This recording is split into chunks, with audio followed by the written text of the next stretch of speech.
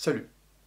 Il y a 4 ans, je sortais sur cette chaîne YouTube une vidéo intitulée « 6 étoiles bien étranges de notre univers », avec une promesse à la fin, celle d'en faire une deuxième partie.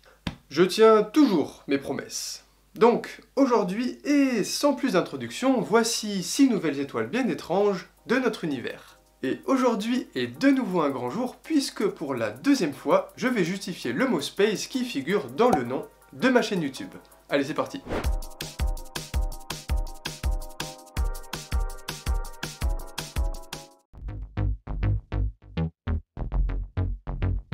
Je pense que le nom de supernova parle à tout le monde, en tout cas vous l'avez déjà lu ou entendu quelque part. Mais ce qu'il faut bien comprendre, c'est que ce que l'on appelle supernova, c'est une explosion. L'explosion de une ou de plusieurs étoiles. En fait, on a deux catégories principales de supernova, les SN2 et les SN1A. Je vous préviens, cette vidéo, ça va être que des noms à dormir debout.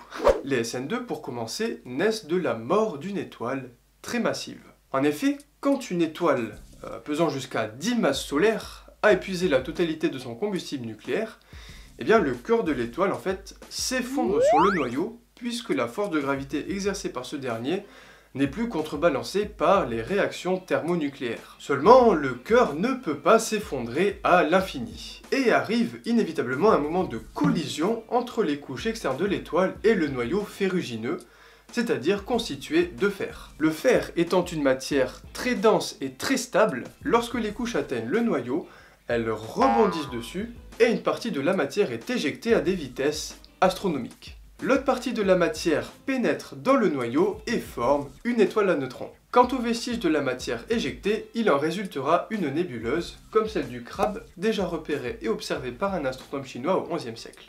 Pour les supernovas de type SN1A, le scénario est un peu différent. Tout part d'un système binaire où une naine blanche orbite autour d'une étoile plus massive. La naine blanche attire à elle la matière de son binôme, jusqu'à atteindre une limite au-delà de laquelle la pression interne de l'étoile n'est plus suffisante pour contrebalancer les forces de gravité dues à toute cette masse accumulée. Et donc ça s'effondre, les réactions de fusion s'emballent et l'étoile finit par exploser. Non, elles apprennent pas de leurs erreurs, ces étoiles. Et l'explosion d'une supernova est équivalente en termes de puissance à la puissance de 10 puissance 35 tonnes de TNT. Ce qui fait un peu trop de puissance, cette vidéo est donc dédicacée à Michael Bay. Autant je pense que vous avez tous déjà entendu parler de supernova, en revanche, les hypernovas, ça devrait sonner un peu moins familier. Alors même si leurs formations sont très similaires, les supernovas et hypernovas diffèrent par plusieurs critères. Tout d'abord la masse, puisque les hypernovas se produisent avec des étoiles pesant de 30 à 40 masses solaires. C'est lourd, ouais. Comme pour les supernovas, lorsque l'étoile est à court de carburant, elle commence à s'effondrer sur elle-même, on commence à avoir l'habitude, sauf que cette fois-ci, la force de l'explosion est telle que le noyau lui-même est pulvérisé. Et ce phénomène libère en quelques secondes plus d'énergie que n'en libérera le Soleil dans toute sa vie.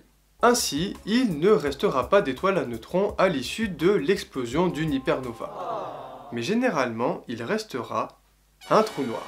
Les hypernovas sont extrêmement rares puisque leur fréquence d'apparition a été estimée à une toutes les 200 millions d'années. On connaît tout de même un bon candidat pour être les vestiges d'une hypernova. Eta Carinae dans la constellation de la Carène, située à 7500 années-lumière de la Terre. Dans certains amas globulaires vieux de 12 à 13 milliards d'années, donc clairement qui ont connu les débuts de l'univers, certains astronomes ont observé dans les années 50 une contradiction. Ce qu'ils ont vu, c'était alors tout d'abord des naines rouges tout d'abord des naines blanches et des géantes rouges, donc des étoiles en fin de vie, plutôt froides et peu lumineuses. Jusque-là, rien d'alarmant. Et puis, au beau milieu de cette maison de retraite spatiale, ils ont observé des étoiles bleues et très lumineuses, donc apparemment jeunes et en pleine forme.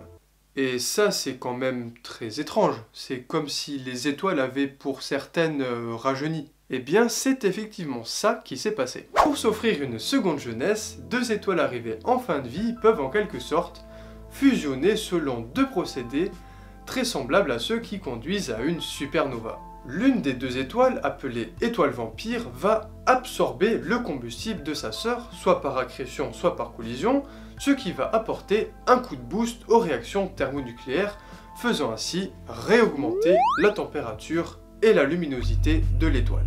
On parlera donc de traînards bleus car comparé à leurs voisines, ces étoiles semblent beaucoup plus jeunes, et donc à la traîne. Et puis bleues parce qu'elles sont bleues du fait de la haute température, et pas verte ou rose ni orange, pas plus que jaune. Les étoiles éruptives constituent une branche de ce que l'on appelle les étoiles variables ou changeantes, qui, par opposition à des étoiles comme le Soleil, disposent en fait d'une luminosité variable suivant des périodes plus ou moins longues. Et vous savez quoi? C'est pas plus mal que le Soleil ne soit pas une étoile variable, parce que sinon ça serait quand même contraignant. Les étoiles éruptives sont bien souvent des naines rouges, donc relativement froides, mais très imprévisibles, puisque à tout moment, elles peuvent faire apparaître des rafales de brillance issues d'un réarrangement du champ magnétique de l'étoile. En avril 2014, le satellite Swift de la NASA a observé une séquence record d'éruption d'une naine rouge située à quelques 60 années-lumière de la Terre. Les éruptions alors capturées étaient en moyenne 10 000 fois plus puissantes que les plus puissantes jamais enregistrées à la surface du Soleil. Mais l'étoile éruptive la plus connue reste l'étoile secondaire du système binaire Luyten 726-8, appelée UV Ceti. Et vous savez quoi? C'est tellement une référence en la matière que les autres étoiles éruptives sont parfois qualifiées d'objets de type UV Ceti. Alors, celle-là, je la trouve vraiment sympa.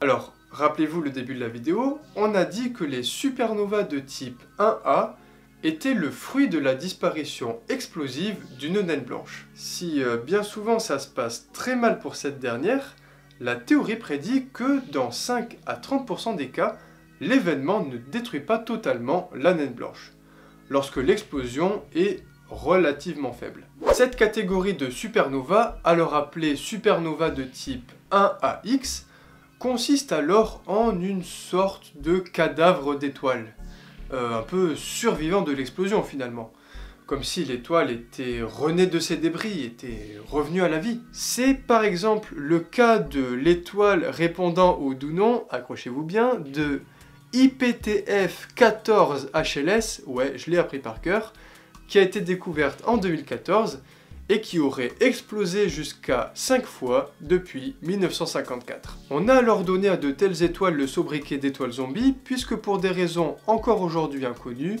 elles semblent revenir à la vie là où d'autres étoiles auraient été désintégrées. Alors, dans la famille des étoiles étranges, il manquait encore la petite sœur pour compléter le classement, j'ai nommé l'étoile hybride. À la façon d'un Kinder Surprise, les étoiles hybrides, ou encore appelées objets de Thornzitkov d'après le nom des deux astrophysiciens qui les ont théorisés, sont constituées d'une étoile à neutrons encastrée dans une géante rouge. Leur existence a été suggérée dans les années 70, et je vais vous décevoir, mais encore aujourd'hui, aucune étoile à neutrons, aucune étoile hybride n'a encore été observée. Alors pourtant il y a eu des candidats, comme l'étoile HV 2112, mais en fait en 2018, l'hypothèse qu'il s'agisse d'un objet de Thornzitkov a été rejetée. À côté de ça, on a des raisons de penser que l'étoile HV 11417 puisse être une étoile hybride. Seulement voilà, c'est difficile à déterminer puisqu'on ne peut pas vraiment envoyer de satellites sur place pour vérifier. Mais là, vous vous demandez sûrement... Enfin peut-être... mais comment ça se fait qu'une étoile peut être à l'intérieur d'une autre? Eh bien c'est très simple. Enfin non, c'est pas simple du tout. Mais bon, on peut toujours vulgariser. On part d'un système binaire constitué de deux supergéantes rouges. L'une d'elles va exploser en une supernova, assez classiquement, et laisser une étoile à neutrons derrière elle. Et cette étoile à neutrons va petit à petit cheminer tranquillement vers le noyau de la supergéante rouge voisine, avant de fusionner avec ce dernier. Une étoile hybride est alors apparue. Mais apparemment, parfois, ça ne marche pas, et au lieu de fusionner les deux noyaux, on a apparition d'un trou noir. Pas de bol. Bon, on est pas mal là 4 ans plus tard. Ça fait quand même 12 étoiles que je vous ai présentées. Honnêtement, je pense avoir fait le tour de ce que je voulais vous montrer, concernant les étoiles en tout cas. J'ai pris beaucoup de plaisir, honnêtement, à écrire ces vidéos, parce que, bon, je dois admettre que de base l'astronomie, c'est pas du tout ma spécialité, ce qui fait que j'ai dû faire beaucoup de recherches et comparer mes sources entre elles pour vérifier que j'étais pas en train de raconter des conneries, tout simplement. En gros, en essayant de vous faire découvrir ces étoiles très particulières, j'ai moi-même appris énormément de choses sur le sujet et je trouve ça génial. N'hésitez pas à me dire dans l'espace commentaire quelle est votre étoile préférée, et voici un petit récap des 12 étoiles couvertes à travers les vidéos. Moi j'avoue avoir un petit faible pour l'étoile hybride, et c'est d'ailleurs pour ça que je l'ai gardée pour la fin. Voilà, c'est tout pour cette fois, je vous remercie beaucoup d'être resté jusqu'au bout de la vidéo, et je vous souhaite une très bonne soirée dans l'hypothèse où il n'est pas actuellement 9 h du mat, et à la prochaine, salut.